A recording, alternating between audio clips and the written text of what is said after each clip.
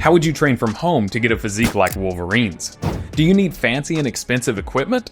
Well, it turns out you actually don't need much. With a pair of dumbbells and the right training program, you can lose body fat, gain muscle, and be well on your way to looking like your favorite heroes. My name's Devin Actionricker. I'm a personal trainer and I have a master's in exercise physiology, and I'm a certified nerd. And with the new Deadpool and Wolverine movie just around the corner, I figured why not create a home training program to help you look like my favorite character, Wolverine. And then make sure to stick around to the end so you can see the sets, reps, and how to actually put it all together. Okay, so first of all, let's break down Wolverine's physique. So you can look right here. Of course, there's many different renditions of Wolverine, and we have the Hugh Jackman version as well. But for all you short kings out there, I'm actually going to be going over the comic version of Wolverine's physique. And this is a really good picture, in my opinion, to kind of break it down. So if you take a look, we can see that the main muscle groups that really stick out with his physique are shoulders, the delts, and the biceps, the triceps too, and then the chest, maybe some traps, and the abs. So these are all the muscles that we really need to focus on. And of course, because I'm a personal trainer, I want us to be really well-rounded, so we'll hit the legs just a little bit as well. And hey, if you'd like more training programs just like this,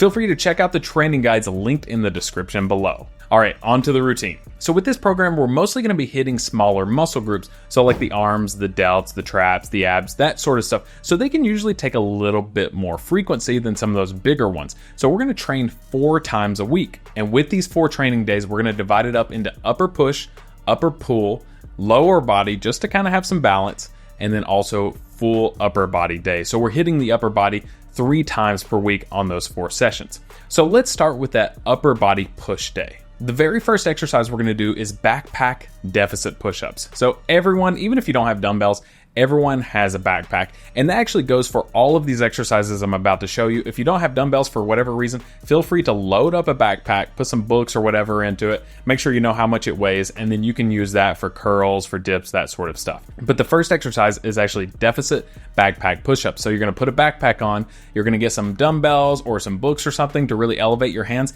and you're going to do full depth push-ups, even deficit push-ups, so that you go down even lower and get a really good stretch in that chest. This is really going to help your chest grow, and it's going to help your triceps. Now after that, we're going into dumbbell overhead press.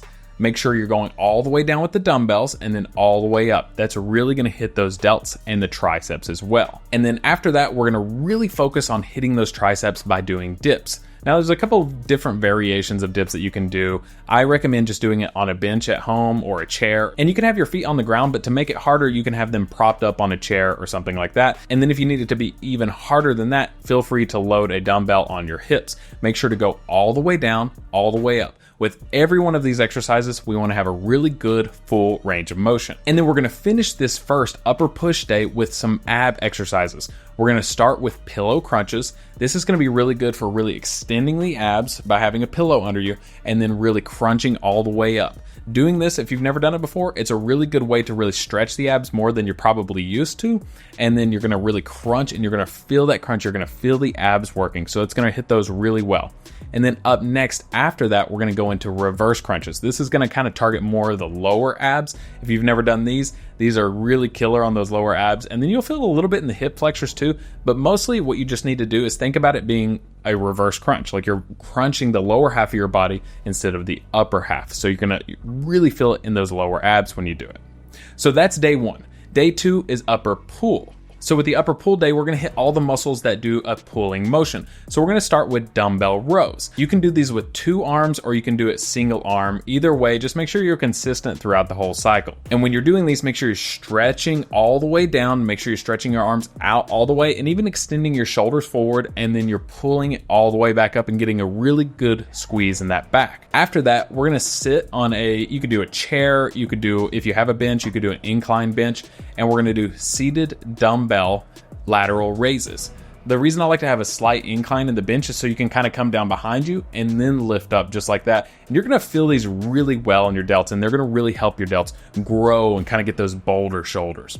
And while we're at it, while you're on that incline bench or that chair or whatever, let's go ahead and superset that with dumbbell curls as well. So if you're leaning back just like that, you get a better stretch in the biceps, and you're going to see those biceps grow even more. Just make sure to go all the way down, get that good stretch, then come all the way back up and get a good contraction. And then we're going to finish this day with dumbbell upright rows. So grab those dumbbells, you're gonna be right in front of you. This is gonna be a really good shoulder exercise, pretty good for the biceps, pretty good for the traps as well. You're gonna go all the way up, really contract those shoulders and arms at the top, and then all the way down, really stretch everything out. All right, so that's day 2. Now we're moving into day 3, which is the lower body day. Now this is more for balance than anything. We're not trying to grow these muscles. We're just gonna make sure you're not very weak in them, because Wolverine has strong legs as well. Legs aren't as aesthetically pleasing if you really wanna look like Wolverine. I still recommend you could add more of these in, but this is just kind of for balance right here.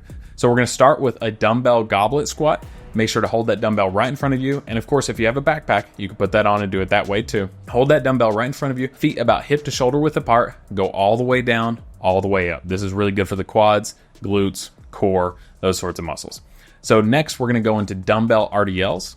This is really good for the hamstrings and the glutes and the lower back. Make sure to go all the way down. It should feel like a stretch, and then move them forward. Remember, it's not really about going down so much as it is about pushing the hips back and forward and coming all the way back up, getting a full extension, full contraction. And then after that, because this program is really upper body focused, we're actually gonna switch from lower body. That's all we're gonna do is just those 2 exercises, just for maintenance, just for balance. And we're gonna go dumbbell curl to press. Some people call these Arnold, but it's kind of like you go to full curl instead of stopping right here. So we're gonna go all the way down, all the way up to curl, and then press up. So this is good for the triceps, biceps, and shoulders. Then after that, we're gonna repeat those same ab exercises from day 1, which is pillow crunches and reverse crunches. So get those in again, and that will complete day 3. Now on to the final day, day 4, which is the full body upper day. You've seen all these exercises already. We're just doing them again to really emphasize these muscle groups. So we're gonna start with backpack deficit push-ups. Then we're gonna go into dumbbell rows. Then we're gonna go back into our dips, and remember, you can add a dumbbell to make those harder. Then we're gonna go into our seated exercises with the seated incline dumbbell lateral raises and the seated incline dumbbell curls. So that's the routine. But how do we actually structure it to make sure it's optimally effective? Well, let's talk about the mesocycle outline. So a mesocycle is just like a block of training, about 4 to 6 weeks generally. For this program, I'm gonna suggest about 5 to 6 weeks. And you're gonna start with the first week being easier. It's gonna be like a test week, and then you're gonna build off of that each week until you get to the week before the final week, which is peak week. And then after that, you'll deload from there. All right, now let's talk about sets and reps. That first week, because it's gonna be a little bit easier, we're just gonna do 2 sets on everything. And then you're gonna keep the reps somewhere between about 10 to 30 reps. Depends on how easy or hard those dumbbells are to use for you. So what I would recommend is let's start with something like 2x10, 2x15, something like that. What you're gonna do is try to pick an intensity of about a 7 out of 10. Something that's difficult, but not crazy hard. All right, now if everything feels good that first week with an intensity of a 7 out of 10 or so, then what we're gonna do is we're actually gonna bump it up to like an 8 out of 10 the next week, then like a 9 out of 10, then a 10 out of 10. And what that could look like is you could either add a set each week, or you could add some reps. You could add a couple of reps, you could add 5 reps, whatever it is. We're just gonna bump that intensity up just a bit each and every week until you get to that peak week. And then after the peak week, we're gonna deload if you need it. Like if you feel like just totally exhausted, you feel like that last week just totally crushed you and you just need to rest, then we're gonna do a deload week in which you do 2 sets on everything and do like 5 to 10 reps. Make it super easy, should be a really easy week. It's about recovering not only physically, but mentally as well. And of course, if there's any muscle group that you really need additional work on, like let's say your biceps are lacking, just add in a couple of extra sets. So instead of like finishing with like 4 or 5 sets, you know, at the end on each exercise, maybe add a few more sets in to where you're finishing with like 7, assuming that you have the time to do something like that. So by the peak week of the cycle, before you deload, you should be around 4 sets of about 10 to 30 reps. Like I said, you can add a few more sets on any muscle groups that are lacking. After this cycle's done, feel free to repeat the cycle again, starting from week 1, but maybe with slightly higher rep ranges or sets or something like that. But I'd recommend switching out these exercises, but using the same outline and hitting the same muscle groups. Now, of course, the training program is only the start to looking like any of your favorite characters, especially Wolverine. In addition to this, you need to make sure that your nutrition is on point. And if you'd like to see a video about nutrition to look like your favorite characters, let me know that in the comments down below.